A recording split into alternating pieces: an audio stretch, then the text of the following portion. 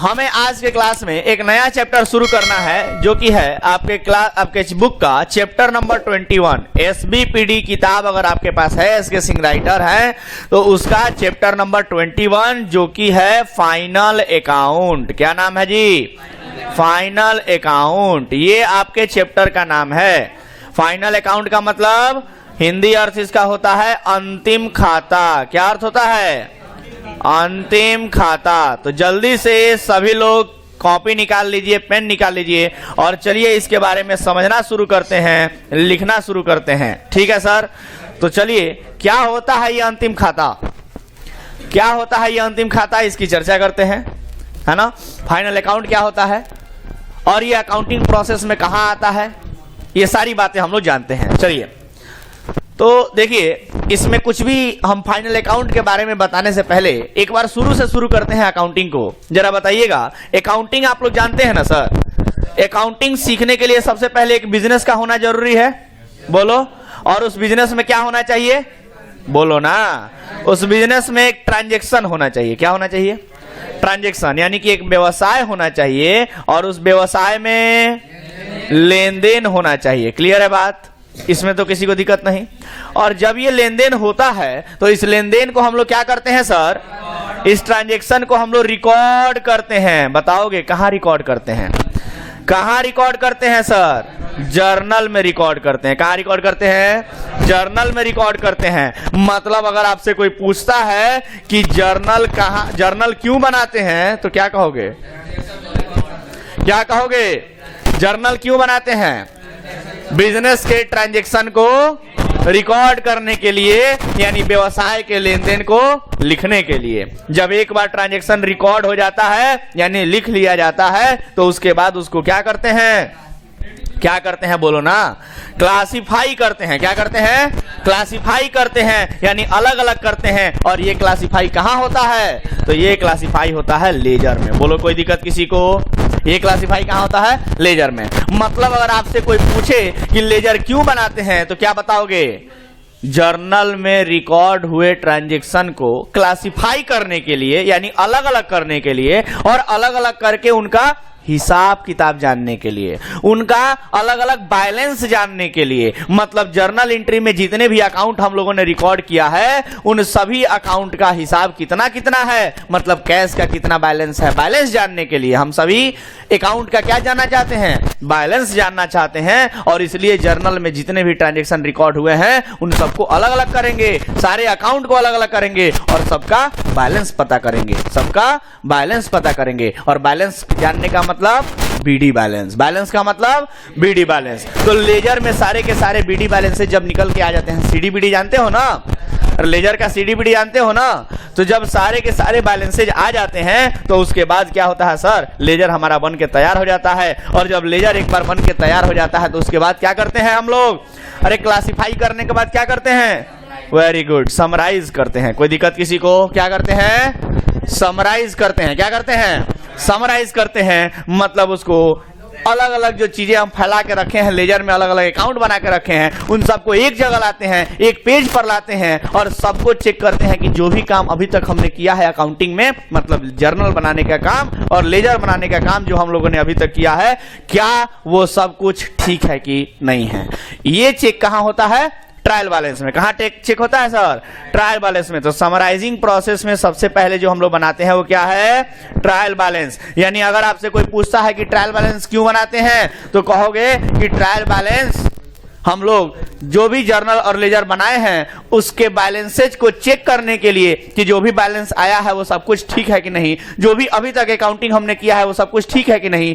Simple शब्दों में कहे तो अर्थमेटिकल एक्यूरेसी की जांच करने के लिए, अंक गणितीय शुद्धता की जांच करने के लिए हम लोग क्या बनाते हैं? अरे बोलो ना। अंक गणितीय शुद्धता की जांच करने के लिए हम लोग ट्रायल बैलेंस बनाते हैं समराइजिंग प्रोसेस के अंतर्गत। कोई दिक्कत? लेकिन समराइजिंग प्रोसेस के अंतर्गत सिर्फ और सिर्फ ट्रायल बैलेंस ही नहीं बनता है। मैंने बताया था आप लोगों को पहले भी कि समराइजिंग प्रोसेस के अंतर्गत ट्रायल बैलेंस के साथ साथ फाइनल अकाउंट भी बनता है। कोई दिक्कत किसी को? बोलो ना। फाइनल अकाउंट भी बनता है जिसको अंतिम खाता कहा जाता है। बोलो, कोई दिक्कत? अंतिम खाता कहा जाता है। ऐसा जानते हो जर्नल को हिंदी में क्या बोलते हैं? जर्नल को हिंदी में बोलते हैं रोजनामचा। क्या बोलते हैं? रोजनामचा बोलते हैं। उसके बाद लेजर को क्या बोलते हैं? लेजर को खाता बही बोलते हैं। क्या बोलते हैं? खाता बही। उसके बाद ट्रायल बैलेंस को क्या बोलते हैं? तलपट। लटपट कह रहा है, तलपट। क्या बोलते हैं? तलपट। अब फाइनल अकाउंट, अंतिम खाता। क्लियर है बात? किसी को दिक्कत तो नहीं? बोलो।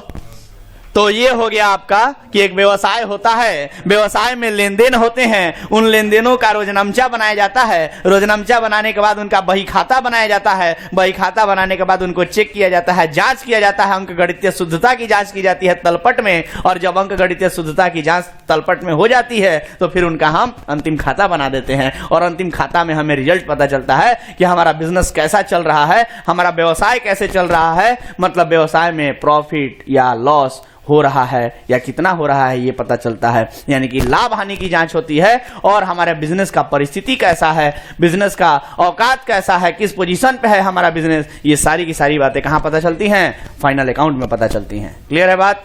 तो चलिए इसी के साथ हम शुरू करते हैं समराइजिंग प्रोसेस का लास्ट काम करना, जिसका नाम है फाइनल अकाउंट बनाना या अंतिम खाता बनाना। तो चलिए शुरू किया जाए।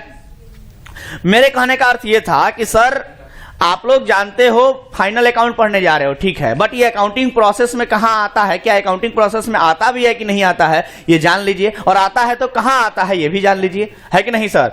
तो आपने सीखा फाइनल अकाउंट के बारे में कि सर ये समराइजिंग प्रोसेस में सबसे लास्ट में फाइनल अकाउंट बनाया जाता है ट्रायल बैलेंस के बाद, ठीक है। तो अगर इसके बाद आपसे कोई पूछता है अकाउंटिंग प्रोसेस बताइए, तो क्या बताओगे? जर्नल, सबसे पहले जर्नल, फिर लेजर, फिर ट्रायल बैलेंस और फिर फाइनल अकाउंट। क्लियर है बात? तो चलिए फाइनल अकाउंट पढ़ना शुरू करते हैं। ट्रायल बैलेंस तक सभी लोगों ने पढ़ लिया है, अच्छे से पढ़ लिया है। चलिए एक बार ट्रायल बैलेंस के बारे में पूछते हैं।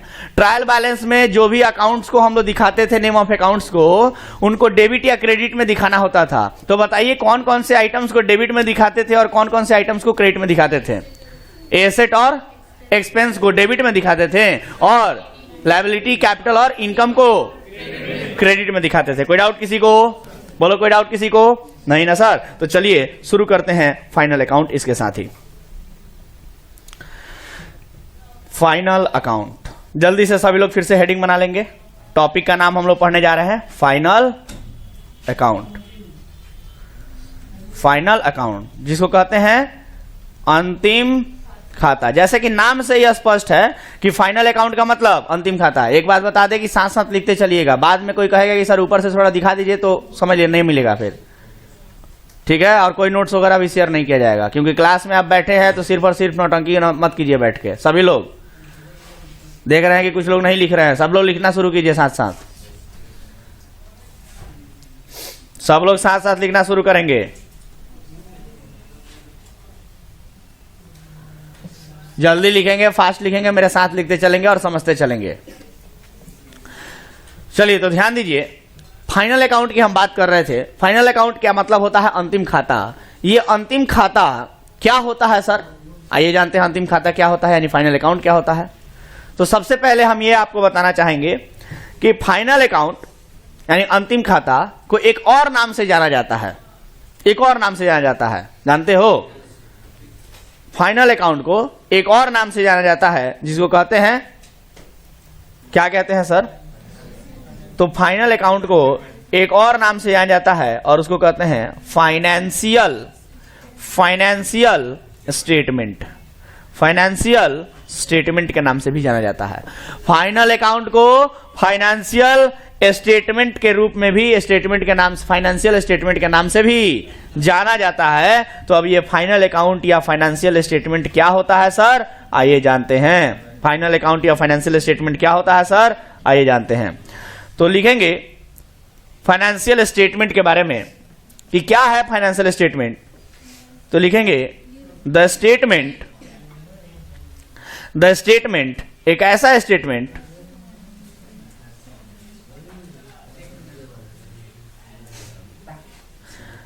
ऐसे लिखेंगे, द स्टेटमेंट नहीं लिखेंगे, ऐसे लिखेंगे the last part of accounting the last part of accounting. हालांकि देखिए समराइजिंग तक ही अकाउंटिंग नहीं है, समराइजिंग के अलावा भी अकाउंटिंग होता है। समराइजिंग में फाइनल अकाउंट बन रहा है ना, तो ऐसा नहीं है कि समराइजिंग पे आ गया अकाउंटिंग खत्म हो गया, उसके बाद भी होता है। समराइजिंग के बाद होता है एनालाइजिंग एंड इंटरप्रेटिंग, उसके बाद आता है कम्युनिकेटिंग, समझ रहे, व्याख्या करना और फिर संप्रेषण करना। तो ये सब भी होता है सर अकाउंटिंग में, बट 11th क्लास में वो सब नहीं पढ़ना है। मतलब 11th क्लास में आपको एनालाइजिंग इंटरप्रेटिंग नहीं पढ़ना है, वो 12th क्लास में पढ़ना है। फिर कम्युनिकेशन के बारे में भी आपको नहीं पढ़ना है, 12th में कम्युनिकेशन के बारे में बीकॉम में पढ़ना है, समझ रहे हो। तो कहने का मतलब 11th में जो अकाउंटिंग प्रोसेस का जो लास्ट पार्ट हम बोल सकते हैं वो बोल सकते हैं फाइनल अकाउंट को, कि यहाँ आके 11th क्लास खत्म कर दिया है, इसके आगे अकाउंटिंग में नहीं बोला है। ठीक है,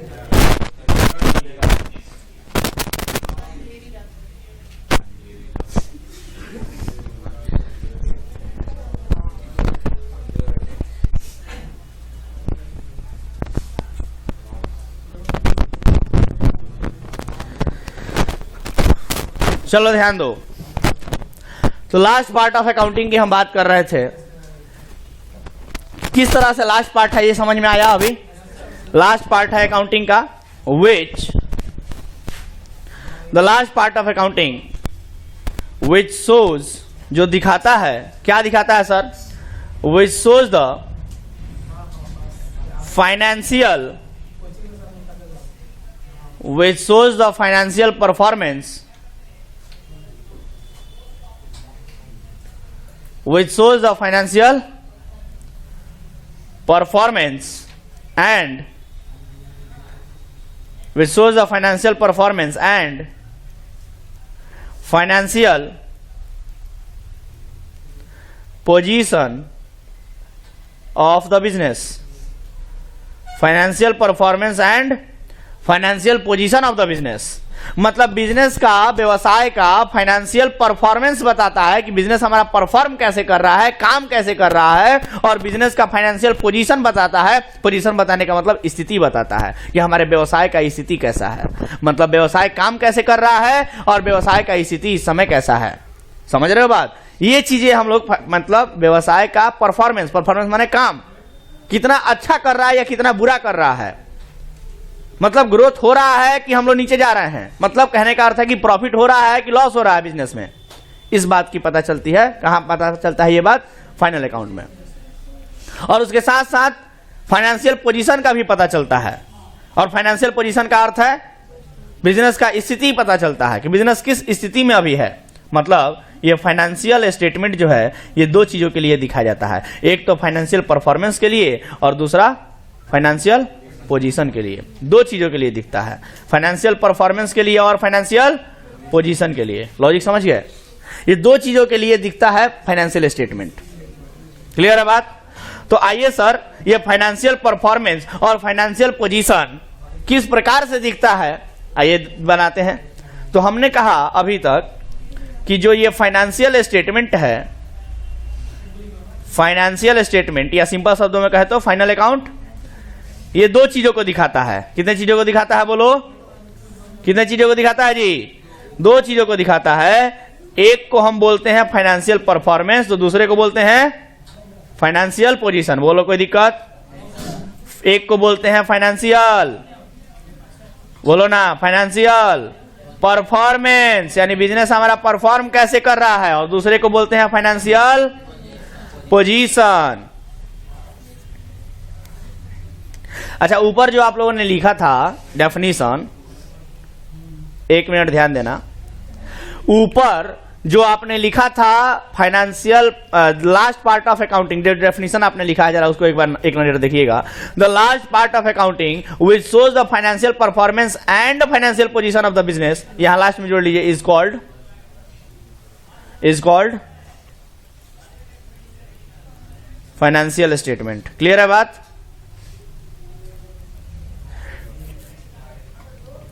इसके बारे में हम और भी चीजें लिख सकते हैं कि ये सामान्यतः साल के अंत में बनाया जाता है, अंतिम दिन को बनाया जाता है, जैसा कि नाम से स्पष्ट है फाइनल अकाउंट में अंतिम खाता, तो अंतिम दिन को बनाया जाता है। ये सब बातें भी हम लोग जोड़ सकते हैं। तो हमने फिलहाल कहा कि फाइनेंशियल स्टेटमेंट में दो चीजें दिखाई जाती हैं, पहले को बोलते हैं फाइनेंशियल परफॉर्मेंस और दूसरे को बोलते हैं फाइनेंशियल पोजीशन। तो सर ये फाइनेंशियल परफॉर्मेंस और फाइनेंशियल पोजीशन के अंतर्गत क्या क्या बनता है सर, आइए उसकी चर्चा करते हैं। ठीक है, तो चलिए जरा ध्यान दीजिएगा। तो हमने कहा कि दो चीजें दिखाई जाती हैं, एक को फाइनेंशियल परफॉर्मेंस कहते हैं तो दूसरे को फाइनेंशियल पोजीशन कहते हैं। क्लियर है बात? तो फाइनेंशियल परफॉर्मेंस और फाइनेंशियल पोजीशन की जरा बात कर लेते हैं। देखिएगा, फाइनेंशियल परफॉर्मेंस को दिखाने के लिए यानी बिजनेस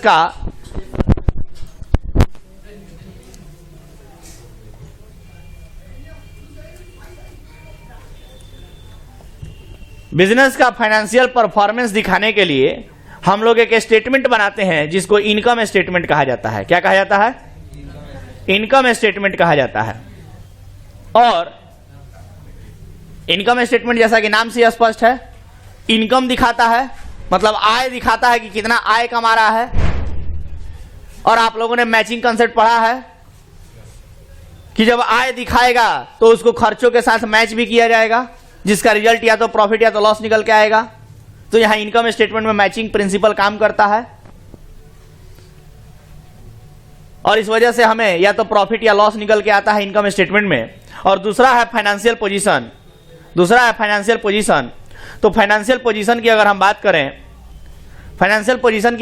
करें तो इसके लिए एक स्टेटमेंट बनाया जाता है जिसको पोजीशन स्टेटमेंट कहते हैं। कौन सा स्टेटमेंट? पोजीशन स्टेटमेंट कहते हैं। समझ गए बात? सर ये जो इनकम स्टेटमेंट है और ये जो पोजीशन स्टेटमेंट है, इसके अंतर्गत क्या क्या बनाया जाता है आइए जानते हैं, और कैसे बनाया जाता है ये भी जानते हैं। चलिए ध्यान दीजिए। तो जो इनकम स्टेटमेंट है इसके अंतर्गत दो चीजें बनाई जाती हैं। इनकम स्टेटमेंट के अंतर्गत कितनी चीजें बनाई जाती हैं? दो चीजें। और पोजीशन स्टेटमेंट के अंतर्गत सिर्फ और सिर्फ एक ही चीज बनाई जाती है। क्या क्या है देखिए। तो इनकम स्टेटमेंट के अंतर्गत जो दो चीजें बनाई जाती हैं, एक को बोलते हैं ट्रेडिंग अकाउंट, और दूसरे को बोलते हैं प्रॉफिट एंड लॉस अकाउंट। क्या बोलते हैं? Profit and loss account. इसको फुल फॉर्म लिख दीजिए, ज्यादा बेहतर रहेगा। ट्रेडिंग अकाउंट और profit and loss account. Profit and loss account. तो ट्रेडिंग अकाउंट और प्रॉफिट एंड लॉस अकाउंट, ये दो तरह का अकाउंट बनाया जाता है इनकम स्टेटमेंट के अंतर्गत। ठीक है, इनकम स्टेटमेंट के अंतर्गत ये दो चीजें बनाई जाती हैं, एक को ट्रेडिंग अकाउंट कहते हैं और दूसरे को प्रॉफिट एंड लॉस अकाउंट कहते हैं। समझ में आया क्या? बोलो ना। एक को ट्रेडिंग अकाउंट बोलते हैं और दूसरे को प्रॉफिट एंड लॉस अकाउंट बोलते हैं। लेकिन पोजीशन स्टेटमेंट के अंतर्गत सिर्फ और सिर्फ एक ही चीज बनाई जाती है जिसको बैलेंस शीट कहा जाता है। क्या कहा जाता है? Balance sheet. समझ रहे हो बात?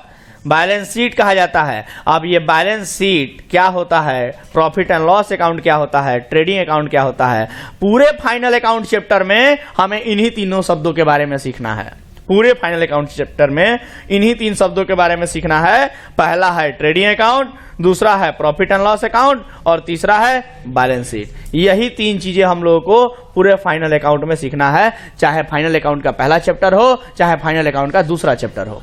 मतलब फाइनल अकाउंट या तो विदाउट एडजस्टमेंट हम लोग पढ़ रहे हैं या विद एडजस्टमेंट पढ़ रहे हैं, दोनों ही चैप्टर में हम लोग को इन्हीं तीनों के बारे में सीखना है। पहला ट्रेडिंग अकाउंट, दूसरा प्रॉफिट एंड लॉस अकाउंट और तीसरा बैलेंस शीट। तो आपने देखा कि ट्रेडिंग अकाउंट और प्रॉफिट एंड लॉस अकाउंट जो है वो इनकम स्टेटमेंट के अंतर्गत बनाया जाता है, जबकि बैलेंस शीट जो है वो पोजीशन स्टेटमेंट के अंतर्गत बनाया जाता है। क्लियर है बात? बोलो ना। चलो तो आगे बढ़ते हैं, और आगे बढ़ते ही हम लोग सबसे पहले अब क्या सीखने वाले हैं?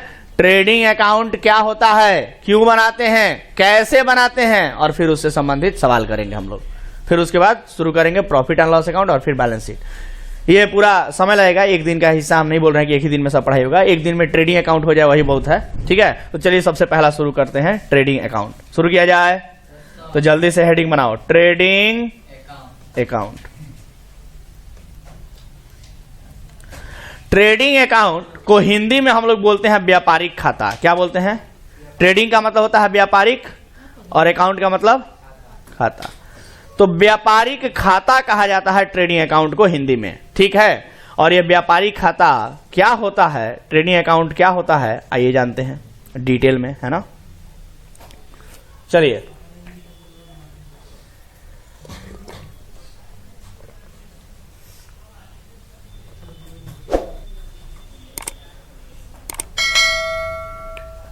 जल्दी लिखिए।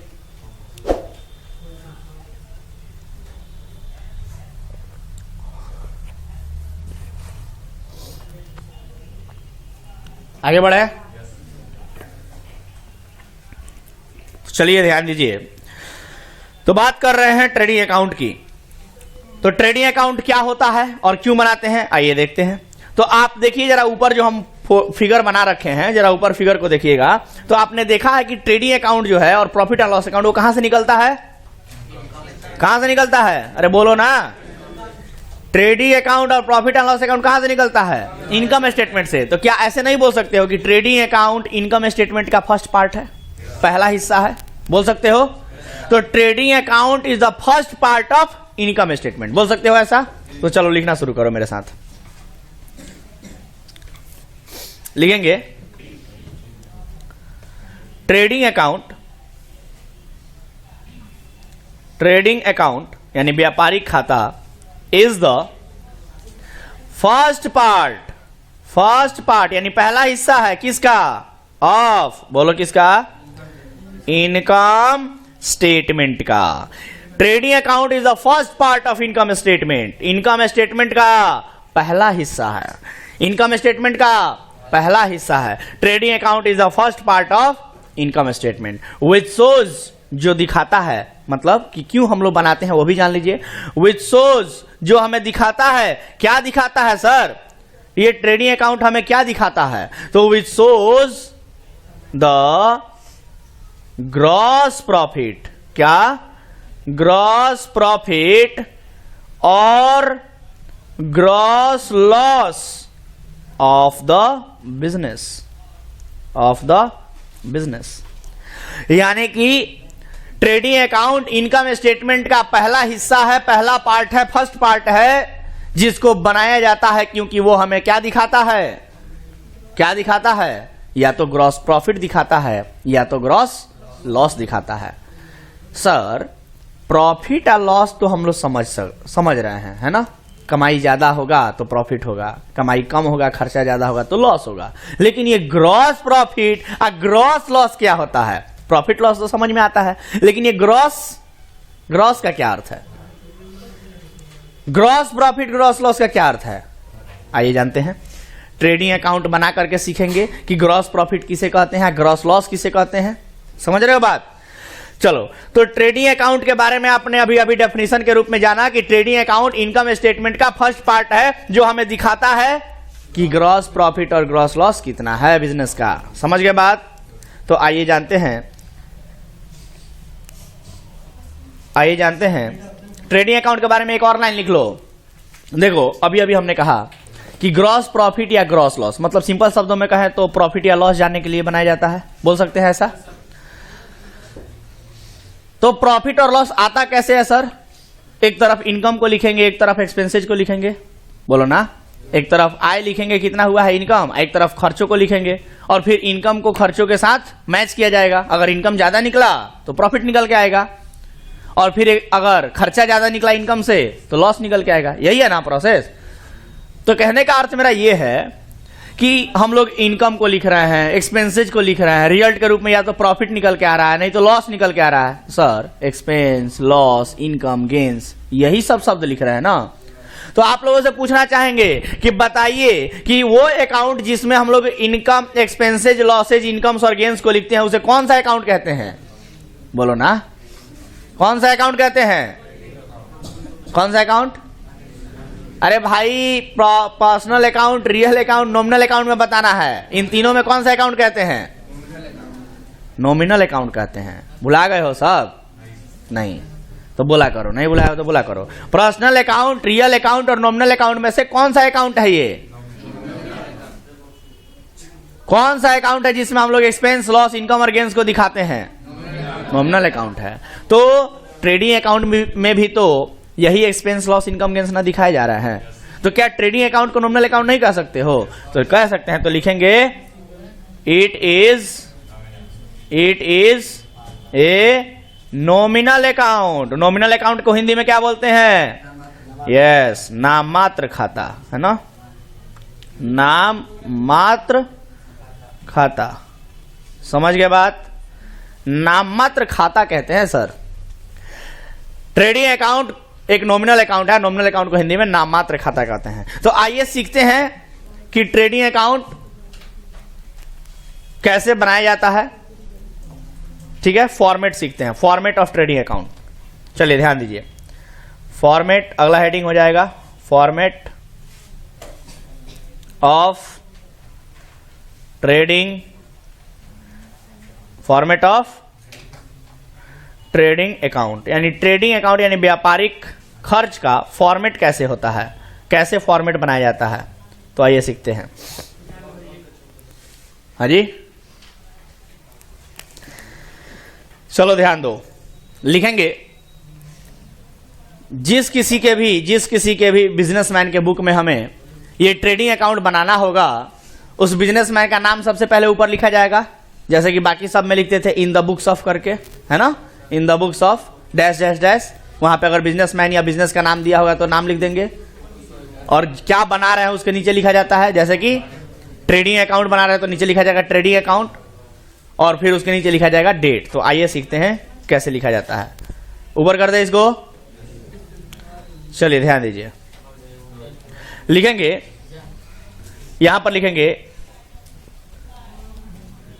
इन द बुक्स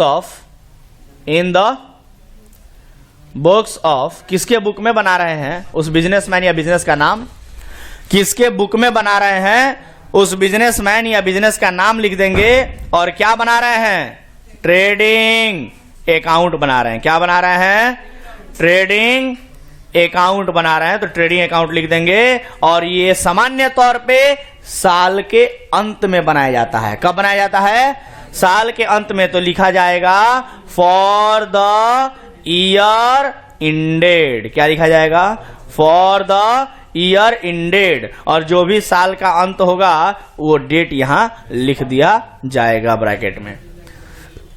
समझ रहे हो? साल का अंत का मतलब दो तरह का साल होता है, मालूम है ना। ईयर्स दो तरह के होते हैं, कौन कौन, एगो कैलेंडर ईयर होता है या एगो फाइनेंशियल ईयर होता है। कैलेंडर ईयर माने कैलेंडर, समझते हो ना, 1 जनवरी से शुरू होता है और 31 दिसंबर को खत्म होता है। वहीं पे फाइनेंशियल ईयर 1 अप्रैल को शुरू होता है और अगले साल के 31 मार्च को खत्म होता है। क्लियर है बात? तो कहता है for the year ended, जो भी साल का अंत होगा, चाहे वो 31 दिसंबर हो चाहे 31 मार्च हो, वो डेट यहां पर लिख दिया जाएगा। क्लियर है बात? चलो, और फॉर्मेट हम लोग खींच लेंगे। अब फॉर्मेट खींच लेंगे। देखिए फॉर्मेट कैसे खींचा जाता है, फॉर्मेट कैसे खींचा जाता है। देखिए फॉर्मेट कैसे होगा, देखो। तो सबसे पहले हम लोग क्या करेंगे, एक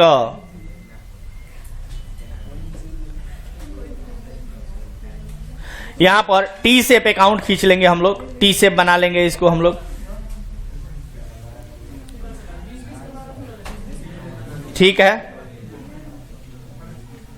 देखो बाबू, फॉर्मेट अगर सीख गए ढंग से, अगर ढंग से फॉर्मेट सीख गए तो फिर इस चैप्टर में कुछ नहीं है। बट अगर फॉर्मेट नहीं सीखे तो जो चैप्टर ये तुमको परेशान करेगा, अभी तक उतने परेशान नहीं हुए होगे। फॉर्मेट ये जो सिखा रहे हैं, फॉर्मेट सीख गए। फॉर्मेट के अंदर आइटम कैसा कैसा लिखा जाता है, किस तरीके से लिखा जाता है, जो बताने जा रहे हैं अभी, बहुत ध्यान से सुनना। तो चैप्टर तुमको एकदम क्या बोले, एकदम हल्का हलवा लगेगा। यस, ना ही सीखे अगर फॉर्मेट के अंदर क्या क्या बढ़िया से लिखा जाता है, अगर बढ़िया से नहीं सीखे तो समझ लो कि ये चैप्टर तुमको बहुत परेशान करेगा। ठीक है, तो इसीलिए ध्यान से। तो चलिए शुरू करते हैं, एकदम कंसंट्रेशन के साथ सुनना है। बहुत ही मजेदार चैप्टर है ये, और ये चैप्टर अगर सीख लिए ना तो कहा जाएगा, चूंकि देखो ये फाइनल अकाउंट है, अंतिम खाता, इसके बाद कोई खाता नहीं बनता, ये सबसे लास्ट है। अगर ये सीख लिए तुम अच्छे से तो कहा जाएगा कि तुम कंप्लीट अकाउंटिंग जानते हो, पूरी तरह से लेखांकन करना जानते हो, अकाउंटिंग करना जानते हो। लेकिन अगर ये नहीं सीखे तो अभी तक जितना सीखे वो सब बेकार, कोनो मतलब नहीं है उसका। क्योंकि जर्नल लेजर ट्रायल बैलेंस का कोई काम नहीं है जब तक फाइनल अकाउंट ना तैयार किया जाए। सारा रिजल्ट तो फाइनल अकाउंट में दिखता है सर, प्रॉफिट लॉस, बिजनेस का पोजीशन, स्थिति सब इसी में दिखता है। यही नहीं सीखोगे तो कैसे काम चलेगा। इसीलिए समझ लो, मैं ये सब बातें क्यों बोल रहा हूं, क्योंकि इस चैप्टर का इंपॉर्टेंस समझाने की कोशिश कर रहा हूं आपको। लाभ क्या है, फायदा क्या है इस चैप्टर का, महत्व क्या है इस चैप्टर का, समझ रहे हो बात? बोलो। तो चलो शुरू करते हैं। तो आप लोगों को अभी अभी हमने ऊपर लिख के दिया था कि ट्रेडिंग अकाउंट जो है ना सर, ये एक नॉमिनल अकाउंट है। कौन सा अकाउंट है? नाम मात्र खाता है, नॉमिनल अकाउंट है। तो आप लोगों से मैं पूछना चाहूंगा, जब नॉमिनल अकाउंट है तो नॉमिनल अकाउंट का रूल भी फॉलो होगा। तो नॉमिनल अकाउंट का रूल क्या कहता है? Debit all expenses and losses, credit all incomes and gains. किसी को दिक्कत? Debit all expenses and losses, credit all income and gains. मतलब कहता है कि डेबिट साइड में सारे एक्सपेंसेज और लॉसेज को लिख देंगे। किसको लिखेंगे? माने जितने भी खर्च हानि होंगे सबको डेबिट साइड में लिख दिया जाएगा, और जितने भी इनकम और गेन्स यानी आय और लाभ होगा उनको क्रेडिट साइड में लिख दिया जाएगा। यही कहता है ना, जो भी खर्च और हानि होंगे उनको डेबिट साइड में लिख दिया जाएगा, और जो भी इनकम और गेन्स होंगे उनको क्रेडिट साइड में लिख दिया जाएगा। तो यही होता है ना अकाउंट में, डेबिट साइड क्रेडिट साइड। अरे अकाउंट लेजर पढ़े हो ना, लेजर में लेफ्ट हैंड साइड को डेबिट कहा जाता है और राइट हैंड साइड को क्रेडिट कहा जाता है। तो हमने ऊपर लिख दिया डेबिट साइड क्रेडिट साइड, देखो फॉर्मेट में। क्लियर है बात? और ये हो जाएगा आपका पार्टिकुलर, फॉर्मेट बहुत आसान है, पार्टिकुलर, और ये हो जाएगा अमाउंट। क्लियर है बात? फिर से ये हो जाएगा पार्टिकुलर और ये हो जाएगा आपका अमाउंट। कोई दिक्कत किसी को? जैसा कि हर चैप्टर में लिखते आते हो या लेजर चैप्टर में पढ़े होगे, पार्टिकुलर अमाउंट है ना। तो डेबिट साइड का पार्टिकुलर और अमाउंट, और फिर क्रेडिट साइड का पार्टिकुलर और अमाउंट। चलो अब ध्यान दो कि सर ट्रेडिंग अकाउंट यानी व्यापारिक खाता के डेबिट साइड में कौन कौन से आइटम लिखे जाते हैं, ध्यान देना। आपको समराइज कर देते हैं, लिखने के पहले हम समराइज कर देते हैं। ट्रेडिंग अकाउंट में टोटल मिला के पांच शब्द लिखे जाते हैं, टोटल 5 शब्द बस। ये समरी बता रहे हैं अभी कि ट्रेडिंग अकाउंट जो हम लोग पढ़ रहे हैं अभी, फॉर्मेट जो, इस फॉर्मेट में टोटल कितने शब्द लिखे जाते हैं? 5 शब्द बस, टोटल 5। और ये 5 शब्द कौन कौन से हैं एक बार में ध्यान दे दो। डेबिट साइड में 3 गो आइटम लिखते हैं। कितने आइटम? 3 गो। और क्रेडिट साइड में 2 गो, टोटल मिला के 5 गो बस। तो डेबिट साइड का 3 गो आइटम कौन कौन सा है देख लो, और क्रेडिट साइड का 2 गो आइटम कौन कौन सा है देख लो, टॉपिक खत्म। समझ गए बात? चलो ध्यान दो। तो डेबिट साइड में लिखेंगे, डेबिट साइड को मालूम है ना 2 से लिखते हैं, लेजर में सिखाए थे। डेबिट साइड को 2 से और क्रेडिट साइड को 22 से लिखते हैं। कोई दिक्कत? चलो, तो डेबिट साइड में 3 गो आइटम कौन कौन सा है उसको लिख देते हैं, और क्रेडिट साइड में 2 ठो आइटम कौन कौन सा है उसको लिख देते हैं। फॉर्मेट खत्म। क्लियर है बात? तो सबसे पहला आइटम लिखते हैं हम लोग ओपनिंग स्टॉक। क्या लिखते हैं? Opening stock. सबसे पहला आइटम ओपनिंग स्टॉक। दूसरा आइटम ओपनिंग स्टॉक लिख देंगे, उसका अमाउंट लिख देंगे। दूसरा आइटम होता है परचेजेस। कौन सा आइटम होता है? परचेजेस। समझ गए बात? और ध्यान से सुनो। कभी कभी आप लोगों ने जर्नल में भी पढ़ा होगा कि कभी कभी जो परचेज होता है उसमें से कभी कभी रिटर्न कर दिया जाता है। जितना सामान हमने खरीदा है, हो सकता है कि कुछ सामान उसमें से रिटर्न कर दे, कुछ खराबी था या मान लो कि प्रॉब्लम था किसी भी तरह का प्रॉब्लम था, तो हमने क्या किया? रिटर्न कर दिया, यानी कि परचेज रिटर्न हो गया। और परचेज रिटर्न परचेज में से माइनस किया जाता है। कहां से? परचेज रिटर्न को परचेज में से माइनस किया जाता है। तो परचेज में से जब माइनस करने की बात आएगी तो परचेज का अमाउंट इनर कॉलम में लिखा जाएगा। मैंने क्या कौन सा शब्द बोला? Inner column. कौन सा? Inner column. बोलो। परचेज का अमाउंट अगर रिटर्न दिया होगा क्वेश्चन में, तो परचेज का जो अमाउंट है वो आउटर कॉलम माने अमाउंट वाले कॉलम में नहीं लिखा जाएगा, बल्कि इनर कॉलम में लिखा जाएगा, माने अंदर पार्टिकुलर वाले में लिखा जाएगा। समझ के बात? उसको क्या बोलते हैं? इनर कॉलम में लिखा जाएगा, और उसमें से लेस किया जाएगा। लेस क्या लेस करेंगे? बोलो ना, क्या लेस करेंगे? परचेज रिटर्न को माइनस करेंगे। समझ गए बात? अब माइनस करने का मतलब ब्रैकेट में लिखेंगे, अब ब्रैकेट में लिख के माइनस करके फिर बाहर करेंगे अमाउंट वाले कॉलम में। लॉजिक समझ गए? तो सुनो जरा ध्यान से। परचेज में से परचेज रिटर्न को जब हम लोग माइनस कर देते हैं तो जो अमाउंट बचता है उसको जानते हो क्या बोलते हैं? उसको बोलते हैं नेट परचेज। क्या बोलते हैं? Net purchase. परचेज के अमाउंट में से परचेज रिटर्न को जब माइनस कर दिया जाता है तो जो बचता है उसको परचेज, उसको क्या बोलते हैं? नेट परचेज बोलते हैं। एक बार फिर से दोहराते हैं, सब लोग साथ में बोलेंगे। परचेज में से परचेज रिटर्न को माइनस कर दिया जाता है तो क्या बचता है? नेट परचेज बचता है। समझ गए बात? तो जो अमाउंट वाले कॉलम में जो हम लोग फिगर लिखेंगे, रुपया लिखेंगे, उसको नेट परचेज कहा जाएगा। डन। तो अभी हमने कहा था कि ट्रेडिंग अकाउंट में 3 गो आइटम लिखा जाता है, तो अभी तो 2 ही गो लिखे, एक ओपनिंग स्टॉक का, दूसरा नेट परचेज। क्लियर है बात? पहला ओपनिंग स्टॉक और दूसरा नेट परचेज। तीसरा item to all direct expenses. बस ऑल डायरेक्ट एक्सपेंसेज यानी जितने भी प्रत्यक्ष खर्चे हैं, प्रत्यक्ष खर्चे यानी डायरेक्ट एक्सपेंस। अब बताएंगे ये प्रत्यक्ष खर्चे कौन कौन से होते हैं। वो सारे के सारे प्रत्यक्ष खर्चे, डायरेक्ट एक्सपेंसेस लिख दिए जाते हैं ट्रेडिंग अकाउंट के डेबिट साइड में। क्योंकि आप लोगों को मालूम है ट्रेडिंग अकाउंट एक नॉमिनल अकाउंट है, तो सारा के सारा खर्चा डेबिट साइड में लिखा है, डेबिट ऑल एक्सपेंसेज, मालूम है ना? तो जितने डायरेक्ट खर्चे हैं यानी कि प्रत्यक्ष खर्चे हैं, वो सारे प्रत्यक्ष खर्चे ट्रेडिंग अकाउंट के डेबिट साइड में लिख दिया जाएगा। क्लियर है बात? तो हमने कहा था कि 3 आइटम टोटल लिखते हैं हम लोग ट्रेडिंग अकाउंट के डेबिट में, तीनों लिख दिए। पहला बोलो, पहला ओपनिंग स्टॉक, दूसरा नेट परचेज है ना, नेट परचेज का मतलब परचेज माइनस परचेज रिटर्न, तीसरा ऑल डायरेक्ट एक्सपेंसेज यानी सारे के सारे प्रत्यक्ष खर्चे। क्लियर हो गया बात? चलो अब क्रेडिट साइड में आते हैं। क्रेडिट साइड में क्या क्या लिखते हैं? 2 ही आइटम। अरे टोटल मिला के 5 गो, तो 3 गो हो गया डेबिट में, तो क्रेडिट में कितना? 2 गो। कौन कौन? पहला होता है बाई सेल्स। कौन सा आइटम होता है? सेल्स। और जैसे कि परचेज में से कभी कभी रिटर्न हो जाता है, ठीक उसी प्रकार से बेचा हुआ माल भी तो कभी रिटर्न होके आ सकता है ना, यानी सेल किया हुआ माल भी तो कभी रिटर्न हो सकता है ना। तो अगर सेल्स रिटर्न दिया हुआ है क्वेश्चन में, तो सेल्स का अमाउंट इनर कॉलम में लिखेंगे और फिर उसमें से माइनस करेंगे लेस। क्या लेस करेंगे बोलो? सेल्स रिटर्न को माइनस किया जाएगा और सेल्स रिटर्न का अमाउंट माइनस यानी ब्रैकेट में लिख करके बाहर कर दिया जाएगा। लॉजिक समझ गए? बोलो कोई डाउट? तो पहला आइटम, अब इसको बोलो क्या करेंगे? जब परचेज में से परचेज रिटर्न माइनस होता है तो उसको नेट परचेज कहा जाता है। ठीक उसी प्रकार से सेल्स में से जब सेल्स रिटर्न माइनस होगा तो क्या कहेंगे? इसको नेट सेल्स कहेंगे। कोई दिक्कत? तो पहला आइटम हो गया आपका नेट सेल। समझ गए बात? और दूसरा और लास्ट आइटम इस टॉपिक का जो कि है बाई क्लोजिंग स्टॉक। कौन सा स्टॉक? Closing stock. अब जरा ध्यान से सुनना।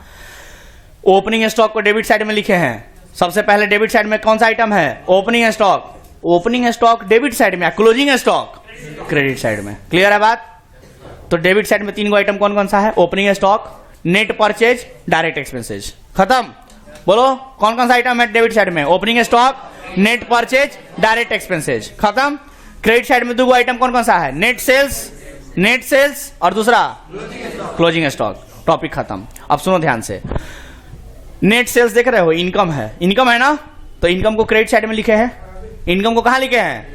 क्रेडिट साइड में लिखे हैं। तो जरा ध्यान से सुनिएगा, इनकम को क्रेडिट साइड में लिख दिए हैं। एक्सपेंसेस देख रहे हो? डायरेक्ट एक्सपेंसेस सारे के सारे कहां लिखे हैं? सारे के सारे डायरेक्ट एक्सपेंस कहां लिखे हैं? डेबिट साइड में। तो अब किया जाएगा कि टोटल क्रेडिट साइड का टोटल जोड़ा जाएगा और उसमें से कंपेयर किया जाएगा कि डेबिट साइड का टोटल कितना है। मतलब सिंपल शब्दों का इस्तेमाल करें तो ऐसे कहेंगे कि इनकम को जोड़ा जाएगा टोटल, और टोटल खर्चों को भी जोड़ा जाएगा, और दोनों को कंपेयर किया जाएगा कि इनकम ज्यादा है कि एक्सपेंस ज्यादा है। समझ के बात? अगर इनकम ज्यादा हुआ मतलब प्रॉफिट। बोलो, इनकम को जोड़ देंगे, टोटल क्रेडिट साइड को जोड़ देंगे, समझ गए? और टोटल डेबिट साइड को भी जोड़ दिया जाएगा और दोनों को मिलाया जाएगा कौन सा ज्यादा है। अगर टोटल क्रेडिट साइड का ज्यादा होगा तो बोलेंगे टोटल इनकम ज्यादा है। समझ के बात? तो अगर टोटल इनकम ज्यादा होगा टोटल खर्चा से, तो रिजल्ट क्या निकलेगा? प्रॉफिट। लेकिन वहीं पे उल्टा कर दो इसको, अगर एक्सपेंसेस ज्यादा हुए, खर्चे ज्यादा हुए, मतलब डेबिट साइड का टोटल अगर ज्यादा हुआ और क्रेडिट साइड का टोटल अगर कम हुआ, तो रिजल्ट क्या निकलेगा? लॉस। लेकिन जो प्रॉफिट और लॉस शब्द का इस्तेमाल कर रहे हो ट्रेडिंग अकाउंट में, उसको केवल प्रॉफिट और लॉस नहीं बोलते हैं, बल्कि उसको ग्रॉस प्रॉफिट और ग्रॉस लॉस बोलते हैं। मतलब ट्रेडिंग अकाउंट में जो प्रॉफिट और लॉस निकल के आता है उसको ग्रॉस बोला जाता है, ग्रॉस प्रॉफिट या ग्रॉस लॉस। जानते हो ग्रॉस शब्द का इस्तेमाल कहां किया जाता है? ये नेट नहीं है, नेट प्रॉफिट या नेट लॉस नहीं है बिजनेस का। क्योंकि अभी क्या है कि तुम ट्रेडिंग अकाउंट में केवल और केवल देखो ना, यहां पे डायरेक्ट एक्सपेंसेस लिखे हो। कौन सा एक्सपेंस? डायरेक्ट एक्सपेंस लिखे हो। अभी बहुत सारे इनडायरेक्ट नेचर के एक्सपेंसेज अभी लिखने बाकी हैं। मतलब अभी बहुत सारा इनडायरेक्ट खर्चा बाकी है लिखना, जो प्रॉफिट एंड लॉस अकाउंट में लिखाएगा। ट्रेडिंग अकाउंट के बाद कौन सा था? ट्रेडिंग अकाउंट के बाद कौन सा था बोलो? Profit and loss account. उसमें हम लोग लिखेंगे अभी इनडायरेक्ट खर्चों को, माने अभी कुछ खर्चे बाकी हैं लिखना। और जब तक सारे खर्चे तुम लिख नहीं देते हो, जब तक सारे खर्चों का तुम हिसाब नहीं कर देते हो, तुम्हारा नेट प्रॉफिट कैसे आ सकता है? तो ये नेट प्रॉफिट नहीं है, इसीलिए कहा जाता है क्योंकि अभी सारे खर्चे नहीं लिखे हैं, इसलिए जो प्रॉफिट निकल के आ रहा है वो नेट प्रॉफिट नहीं माना जाएगा, वो क्या माना जाएगा? Gross profit. ग्रॉस शब्द का मतलब होता है कि अभी इसमें से कुछ चीजें अभी माइनस करना बाकी है। ग्रॉस का मतलब होता है इसमें से अभी कुछ चीजें माइनस करना बाकी है। ये कंप्लीट नेट प्रॉफिट नहीं है। समझ गए बात? तो क्यों नहीं है? क्योंकि अभी ट्रेडिंग अकाउंट में हम लोगों ने सिर्फ और सिर्फ डायरेक्ट खर्चों को ही माइनस किया है, अभी इनडायरेक्ट खर्चों को माइनस नहीं किया है। लॉजिक समझ गए? इसीलिए जो प्रॉफिट निकल के आया उसको कौन सा प्रॉफिट बोलेंगे बोलो? ग्रॉस प्रॉफिट बोलेंगे। समझ गए बात? तो सुनो ध्यान से। तो सर किया क्या जाएगा, ध्यान से सुनिएगा। यहां पे हमने कहा कि क्रेडिट साइड का टोटल जोड़ दो, यहां पे क्रेडिट साइड का टोटल जोड़ के यहां लिख दो, और डेबिट साइड का टोटल जोड़ के यहां नहीं लिखना नहीं है। डेबिट साइड का टोटल और क्रेडिट साइड का टोटल पहले ही जोड़ लेना है और देखना है कि कौन सा ज्यादा है। जो भी ज्यादा होगा उसको लिख देंगे पहले, अब वही अमाउंट दोनों तरफ लिख देंगे। अरे तुम लोग लेजर पढ़े हो ना? लेजर में हम लोग कैसे सीडी करते थे, याद है? बोलो ना, सीडी कैसे निकालते थे, याद है? डेबिट साइड और क्रेडिट साइड दोनों में हम लोग देखते थे कि कौन सा ज्यादा है, वही अमाउंट दोनों तरफ होना चाहिए, है ना? दोनों तरफ वही ज्यादा वाला अमाउंट लिख देते थे, और जिधर कम होता था उधर क्या लिखते थे? सीडी लिखते थे। यही करते थे ना? याद, ध्यान में है लेजर? तो यही काम तो यहां भी करना है। देख लेंगे कौन सा साइड ज्यादा है, जो भी साइड ज्यादा होगा वो अमाउंट दोनों तरफ लिख देंगे। और देख लेंगे कौन सा साइड कम है, उधर सीडी कर देंगे। क्या कर देंगे? उधर सीडी कर देंगे। बट यहां पर सीडी शब्द नहीं लिखा जाएगा, बल्कि यहां पर या तो ग्रॉस प्रॉफिट लिखा जाएगा या तो ग्रॉस लॉस लिखा जाएगा। सीडी के जगह पर करेंगे सीडी वाला ही काम। जैसे सीडी करते थे लेजर में, वो ऐसा ही काम यहां भी करेंगे, लेकिन शब्द कौन सा इस्तेमाल होगा? या तो ग्रॉस प्रॉफिट या तो ग्रॉस लॉस। लॉजिक समझ गए? अब सुनो, ग्रॉस प्रॉफिट कब लिखेंगे या कहां लिखेंगे, और ग्रॉस लॉस कब लिखेंगे और कहां लिखेंगे? तो सुनना ध्यान से, एक बार में अगर समझना है तो। मान लो कि क्रेडिट साइड ज्यादा है। कौन सा साइड ज्यादा है? कौन सा साइड ज्यादा है?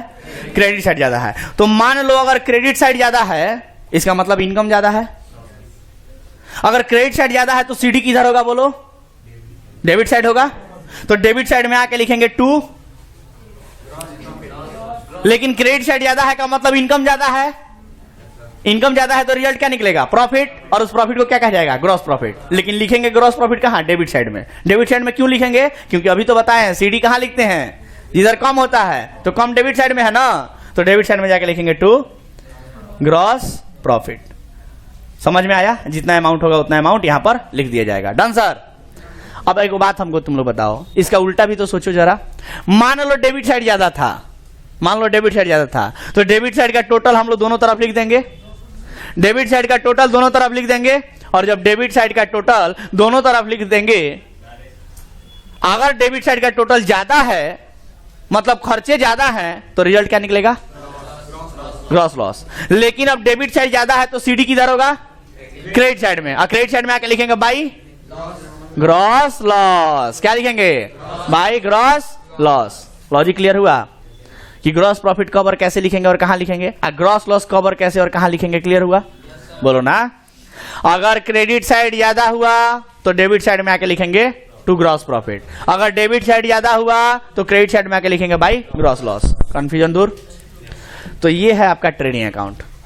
Trading account is the first part of income statement. Income statement का पहला हिस्सा है जो हमें क्या दिखाता है? ग्रॉस प्रॉफिट या ग्रॉस लॉस दिखाता है। अब जल्दी से वो क्वेश्चन निकालो फटाक से, आइए वो क्वेश्चन करके देख लेते हैं कि क्या जो हम लोगों ने सीखा है। हाँ लेकिन रुक जाओ एक मिनट।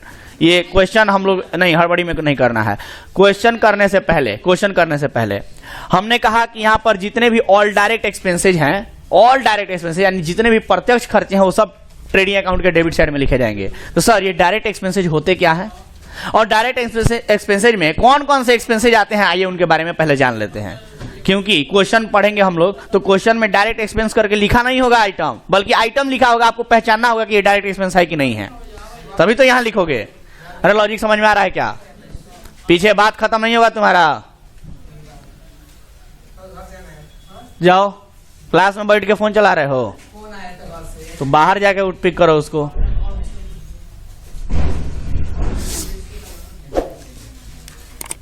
हमको समझ में नहीं आता, घर वालों को समझ में थोड़ा भी नहीं आता है क्या कि बच्चे का क्लास टाइमिंग है, कॉल ना करें। क्लासे के टाइम पे फोन आना है घर से।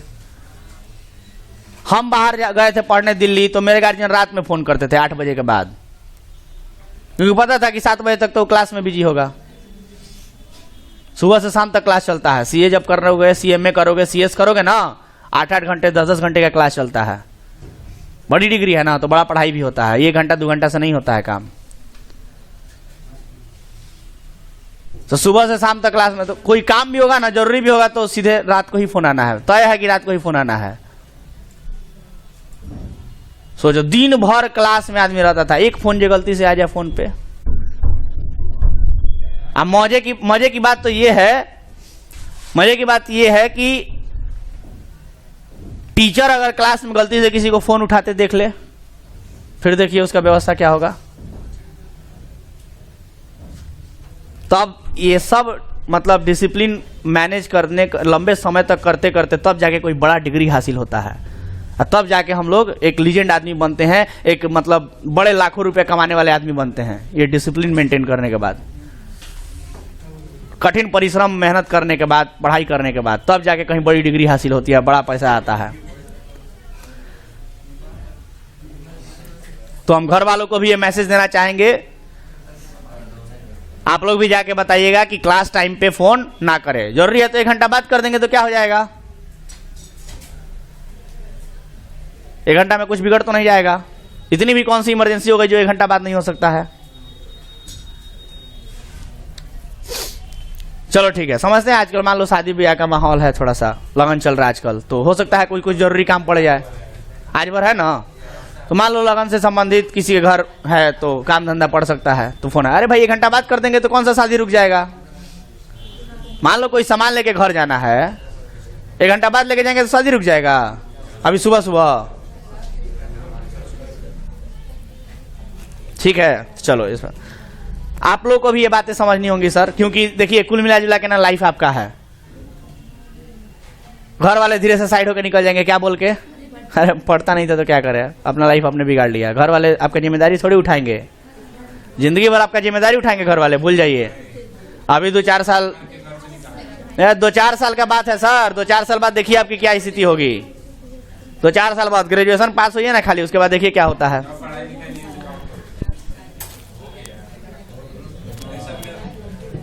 चलिए देखिए, इसलिए लाइफ आपकी है, आपको खुद ध्यान देना होगा।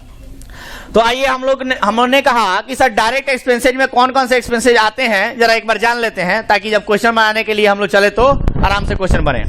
तो चलिए टॉपिक बनाएंगे ऑल डायरेक्ट एक्सपेंसेज, हेडिंग बनाएंगे डायरेक्ट एक्सपेंसेज, हेडिंग बनाएंगे डायरेक्ट एक्सपेंसेज। जल्दी लिखो, आवाज नहीं करो और लिखो जल्दी से।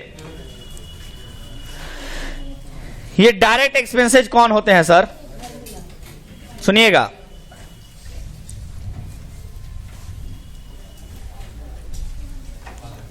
चलिए ध्यान दीजिए।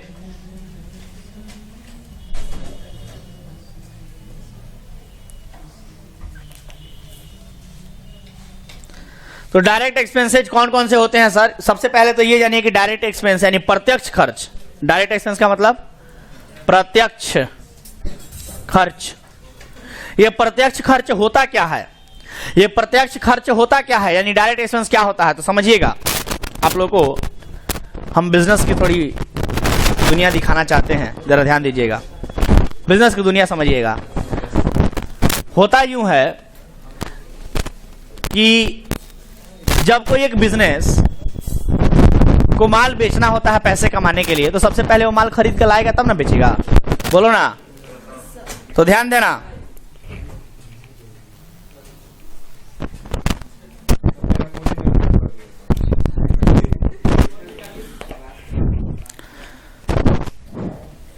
सबसे पहले एक बिजनेस को माल बेचना होता है तो वो माल खरीद के लाएगा पहले। तो माल खरीदने में खर्चा होगा कि नहीं होगा? होगा ना, परचेज। तो एक ऐसे बिजनेस का इमेजिन हम लोग करते हैं, एक ऐसे बिजनेस का इमेजिन करते हैं, इमेजिनेशन करते हैं। मान लीजिए कि कोई मैन्युफैक्चरिंग करने वाली कोई कंपनी है, कोई बिजनेस है, मैन्युफैक्चरिंग समझते हो? कोई प्रोडक्ट हम बनाते हैं, कोई गुड्स बनाते हैं, कोई प्रोडक्ट बनाते हैं, ठीक है। तो सबसे पहले हम लोग रॉ मटेरियल कच्चा माल खरीद के लाएंगे, बोलो। सबसे पहले रॉ मटेरियल यानी कच्चा माल खरीद के लाएंगे। तो कच्चा माल खरीदने का खर्च, कच्चा माल खरीदने का खर्च। दूसरा, जब कच्चा माल खरीद के ले आए उसके बाद लाने में गाड़ी भाड़ा लगेगा कि नहीं लगेगा? कैरेज फ्रेट भाड़ा लगेगा, तो भाड़ा वो भी खर्च। लेके आए रोड में टोल टैक्स वगैरह लगेगा, वो भी खर्च, बोलो। हो सकता है कि ट्रक से ना मंगा करके कहीं दूर से मंगा रहे हैं, बड़ा सामान मंगा रहे हैं, तो ट्रेनों से मंगाएं। बहुत सारा ट्रेन से भी रॉ मटेरियल आता है, कच्चा माल आता है। और ट्रेन से तो ट्रेन का फ्रेट, कैरेज, ट्रेन का भाड़ा। कुली वली से माल उतरवाना पड़ेगा, कुली का खर्चा, कुली एक्सपेंस, बोलो। हाँ, अनलोडिंग वहां लेबर सब अनलोड करता है। अनलोड माने गाड़ी से, ट्रेन से सामान उतारता है ट्रक पे या ट्रैक्टर पे, अनलोडिंग बोलते हैं उसको। अनलोडिंग करने का खर्चा लगता है ना, फ्री में करता है सब। अनलोडिंग का खर्चा। लेके आए तो गाड़ी से लेके आना पड़ेगा, फिर उसका भाड़ा। या मान लो थोड़े हम और बड़े बिजनेसमैन हैं, तो हम विदेश से सामान मंगाते हैं, इंपोर्ट एक्सपोर्ट का मेरा बिजनेस है ना। तो विदेश से मेरा कोई कच्चा माल आता है कहीं दूर से, जापान ओपान से, है ना। तो पानी जहाज से आएगा। विदेश से माल कहां से आता है? पानी जहाज से आता है। समझ के बाद पानी जहाज का खर्चा नहीं लगेगा, फ्री में आ जाएगा।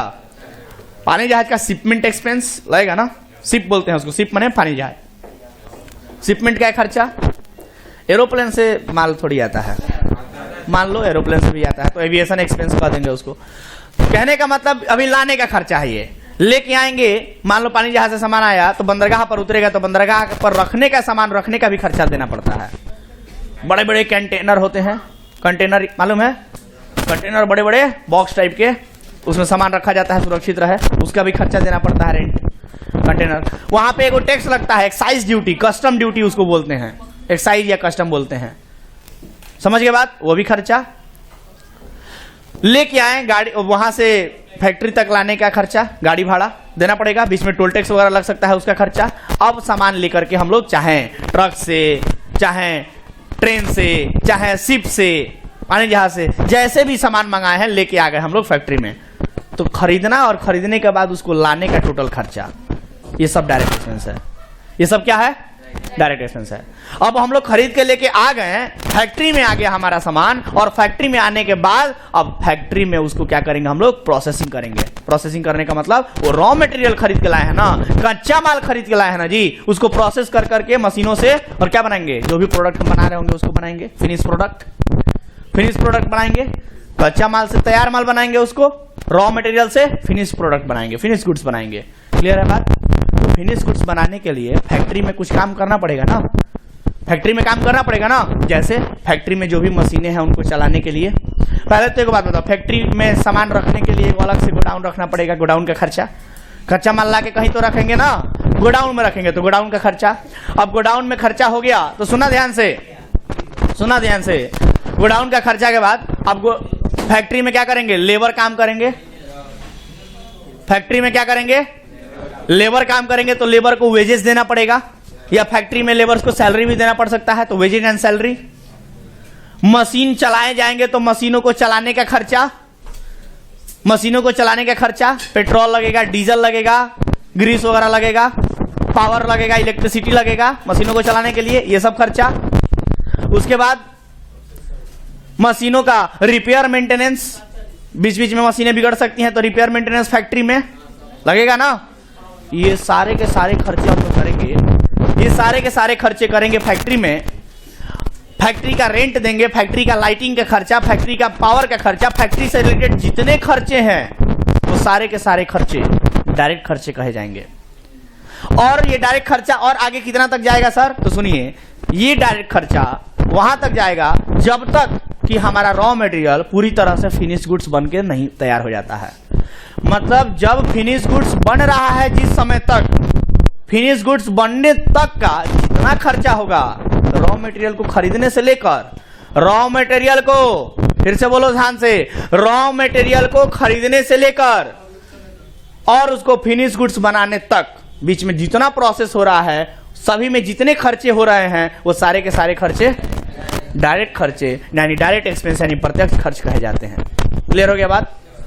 रॉ मटेरियल को खरीदने से लेकर उसको फिनिश प्रोडक्ट बनाने तक बीच में जितने खर्चे हो रहे हैं सारे के सारे खर्चों को डायरेक्ट एक्सपेंस यानी प्रत्यक्ष खर्च कहे जाते हैं। बोलो, तो क्या इस चीज को 2 लाइन में डेफिनेशन बना के ही लिख दिया जाए ताकि सबको याद रहेगा, लिखा रहेगा? तो चलो लिख देते हैं। लिखेंगे, रॉ मटेरियल को खरीदने से लेकर, रॉ मटेरियल को खरीदने से लेकर, रॉ मटेरियल को खरीदने से लेकर, रॉ मटेरियल को खरीदने से लेकर उसे फिनिश्ड गुड्स बनाने तक के सभी खर्चों को क्या बोलते हैं? डायरेक्ट एक्सपेंस, डायरेक्ट एक्सपेंस यानी प्रत्यक्ष खर्च बोलते हैं। प्रत्यक्ष रॉ मटेरियल को खरीदने से लेकर उसे फिनिश गुड्स बनाने तक के सभी खर्चों को डायरेक्ट एक्सपेंस कहते हैं। आया बात समझ में? बोलो ना, आसानी से याद रहेगा क्या ये बात?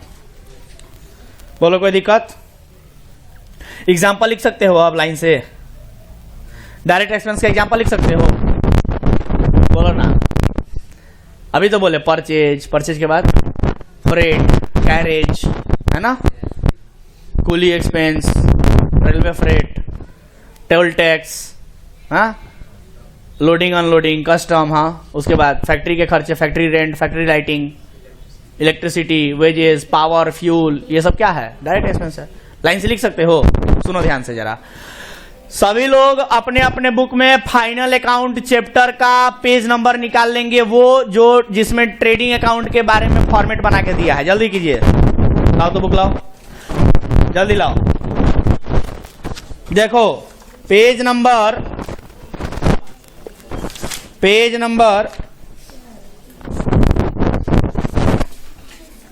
491, 491। मेरे हाथ में जो बुक है एसबीपीडी पब्लिकेशन, एसके सिंह राइटर है, इसमें फाइनल अकाउंट चैप्टर निकाल लीजिए और page number 491, English medium book, page number 491, 491 इसमें लिखा हुआ है। पेज नंबर में ट्रेडिंग अकाउंट का फॉर्मेट बना के लिखा है और इस फॉर्मेट में देखो परचेज के बाद जितने खर्चे लिखे हैं, ध्यान से देखो, परचेज के बाद जितने खर्चे लिखे हैं इस फॉर्मेट में, जैसे कैरेज से शुरू हुआ है, कैरेज इनवर्ट से शुरू हुआ है, ये सारे खर्चे, ये सारे डेबिट साइड के आइटम सारे लाइन से लिख लेने हैं नीचे तक। समझ के बाद ये सब डायरेक्ट एक्सपेंस का एग्जांपल है। Logic clear? पेज नंबर 491 निकाल लो और ये डायरेक्ट एक्सपेंस जो अभी लिखवाए हैं इसके एग्जांपल में ये सारे के सारे खर्चों को लाइन से लिख लो। हिंदी में ढूंढ लो ना, 2 4 10 पे जाके पीछे होगा। 555 इस साल का बुक है, वो नया किताब है, हिंदी मीडियम है। हिंदी मीडियम किताब में जो इस साल का नया वाला हिंदी मीडियम का किताब है उसमें पेज नंबर 555 में दिया हुआ है फॉर्मेट। तो अगर किसी के पास होगा हिंदी मीडियम किताब तो निकाल लीजिएगा, पेज नंबर 555। इंग्लिश मीडियम किताब में पेज नंबर 491। और जितने डायरेक्ट एक्सपेंस लिखे हुए हैं ट्रेडिंग अकाउंट के फॉर्मेट में डेबिट साइड में, सारे लाइन से लिख लो यहाँ एग्जांपल में। समझ के बाद चलो आज के लिए हम इतना ही रहने देते हैं, आप सभी से मिलते हैं अगले क्लास में। तब तक के लिए टाटा बाय बाय, क्योंकि समय बहुत ज्यादा हो चुका है। धन्यवाद।